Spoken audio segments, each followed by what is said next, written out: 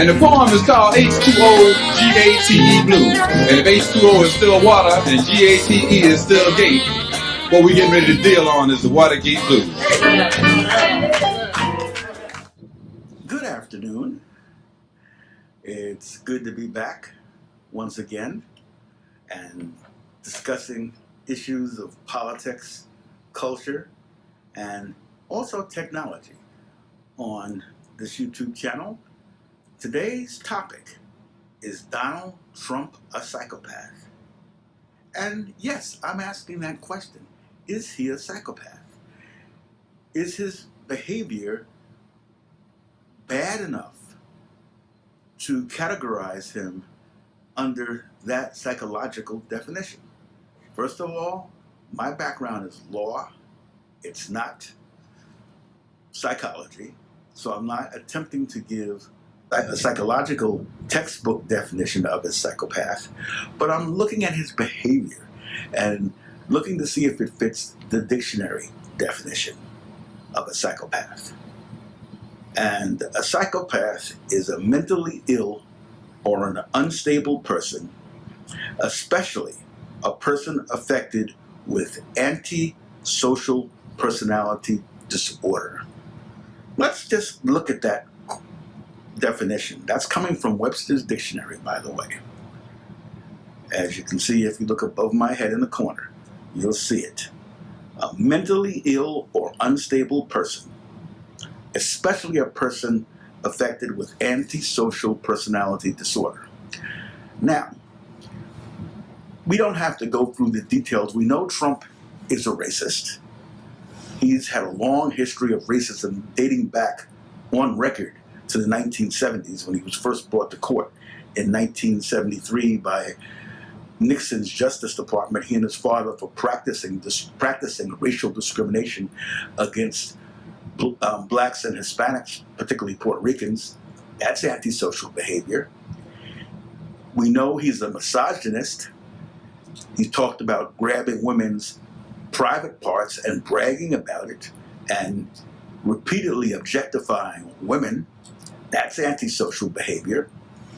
We know he has called some of his co-workers and one of his former employees a dog.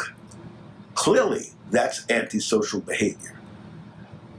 We also know that his activities as a businessman have been antisocial. He has refused to pay contractors. He has engaged in mafia-style, gangster-style tactics as described by his former consigliere. Consigliere, of course, is a term used for a lawyer for the mob. David Cohen was Trump's consigliere for over 15 years. I think it was close to 18 years. And he described his payoffs to Stormy Daniels and to Karen McDougal, which violated campaign finance law, criminal law. Cohen pled guilty to this. We know that so many people, a whole list of people around Donald Trump, have been either convicted or have pled guilty to criminal offenses. And the finger has been pointed at him as the mob boss. And Nation magazine has a story currently out which describes him as a mob boss. Is he unstable? Clearly. His Twitter rants have gotten to the point that they're insane. This morning, and that is a legal definition, but I wouldn't call him insane because I think he is responsible for his acts. An insane person under the law is someone who is not capable in assisting in their own defense. I don't think he is to that point. That's a legal definition. But I don't think, and many people don't think, that he's capable of handling the presidency. And there's a provision for what to do when that happens. And that's found in Section 4 of the 25th Amendment to the U.S. Constitution, which was put in place after President Kennedy's assassination. And it reads as follows: whenever the vice president and a majority of either the principal officers of the executive departments or of such a body of Congress may by law provide, transmit to the president pro temp of the Senate, which would be the president of the Senate. Unfortunately, that's Mitch McConnell right now. Speaker of the House, unfortunately, that's Paul Ryan, their written declaration that the president is unable to discharge the powers and duties of his office, the vice president shall immediately assume the powers and duties of the office as acting president. And that would mean until the president is able to take back his office and function as a normal person or a reasonable person, or if it was determined that he couldn't do that, then of course the vice president would become president under sections 1 and 2 of the 25th Amendment. Clearly, I think Donald Trump meets this definition. His behavior has been consistently irrational, and it appears to be getting worse. He doesn't read the executive orders. He doesn't read any documents. Amoroso, his former aide, has written in her book and has recently, in an interview with Joy Reid this past Sunday, said that he reads on the level of a 9th grader, which we can gather that from the way he speaks, because usually you can tell by the way a person speaks how well they read. And all reports of that Donald Trump does not read. He is a clear and present danger to the American people. I'm not saying I want to see Pence become president. I don't. I think he's a clown, a fool. Any man that says that they couldn't go to dinner with another woman is either extremely insecure or irrational. And Pence has said that. Maybe he doesn't trust himself. Maybe he feels that he's a closet rapist. I don't know. But both the president and vice president are in really, really bad shape mentally. But clearly Donald Trump cannot be trusted with the nuclear button. He can't be trusted in protecting the citizens of the United States and all peoples within his border. He separated children from their parents. as a way of deterring people who do not have documentation in the United States from coming here. That is sick. It violates UN treaties on refugees. He is engaging in criminal behavior. He has called people who have talked about his criminal activities as being rats. That's the language of a gangster.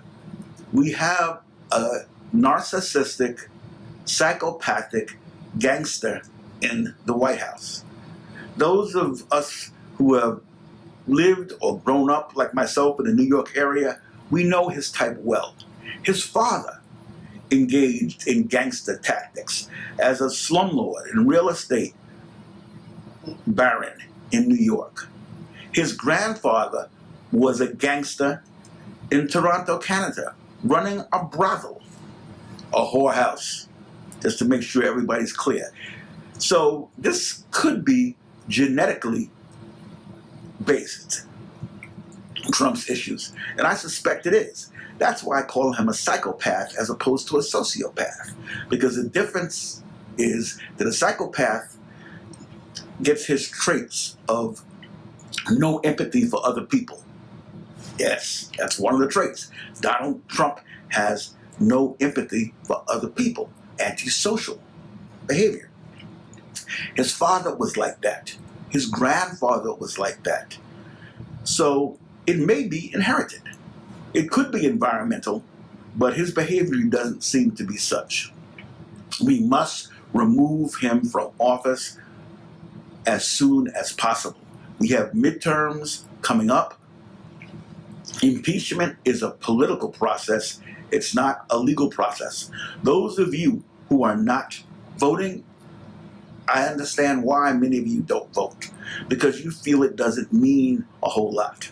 Well, those of you who sat out in 2016 and thought that there was no real difference between Hillary Clinton and Donald Trump, hopefully have learned a lesson.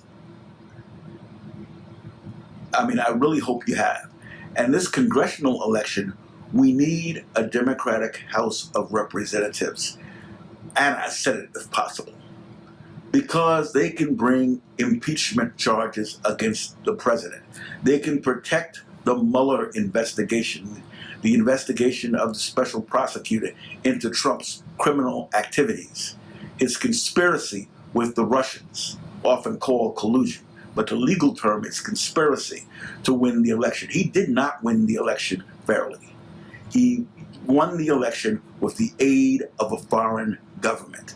That is treason, a violation of the U.S. Constitution. There are many Americans who support him and are willing to ignore his racism, ignore his misogyny, his hatred of women, ignore his illegal activity. We know they're there.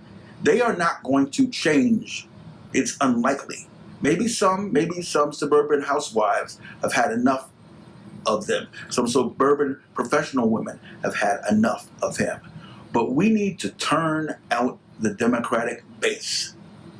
The core of the base, of course, is people of color and liberal whites and young people. Those are the groups we don't need to focus on. The Democratic Party has to stop focusing on those folks that the party has lost since Ronald Reagan first ran in 1980. They call them Reagan Democrats.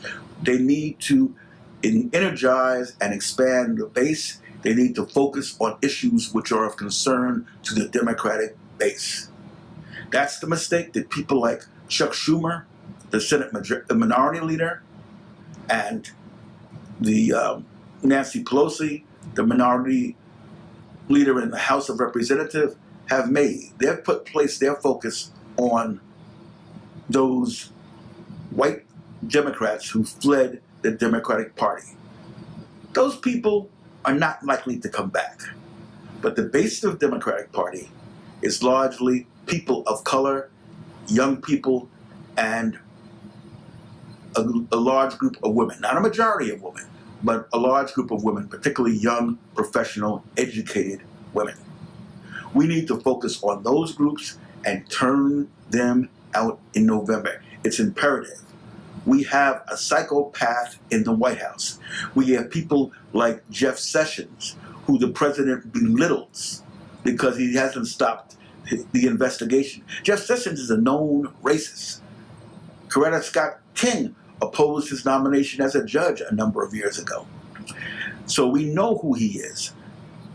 We have Uncle Ben Carson, who has stopped enforcement of housing discrimination. You know, a so-called black man who is doing the bidding of the Trump administration. I had a former chair of a department at a college I used to teach at get mad at me before he took office because I told her who Ben Carson was. And she got so mad she unfriended me on Facebook. This is how foolish some black folks can be. Just because somebody's black, you don't defend them when they're wrong. Have ethics, have morality. And right now, the moral thing, the ethical thing, is to get Trump out of office. Yes, this is a rant. I'm tired of it. As the old movie said, I'm mad as hell, and I'm not going to take it anymore. And whatever it takes to get Trump out of office, I'm politically engaged. I'm not talking about violating the law. No, I'm not going to do that. But I am talking about getting out, hustling, and doing, and I'm not in the best of health, but I'm willing to do whatever I can because this man is destroying our country. Just like his namesake, Andrew Jackson, did back in the 1830s. So he put his picture up there, probably at the instigation of Steve Bannon, because we know Trump doesn't know anything about history. But we have to stop him. Please post your comments below. Please hit the like button. Please subscribe to this channel. And remember, resistance is not futile. We can and will win. Have a good day.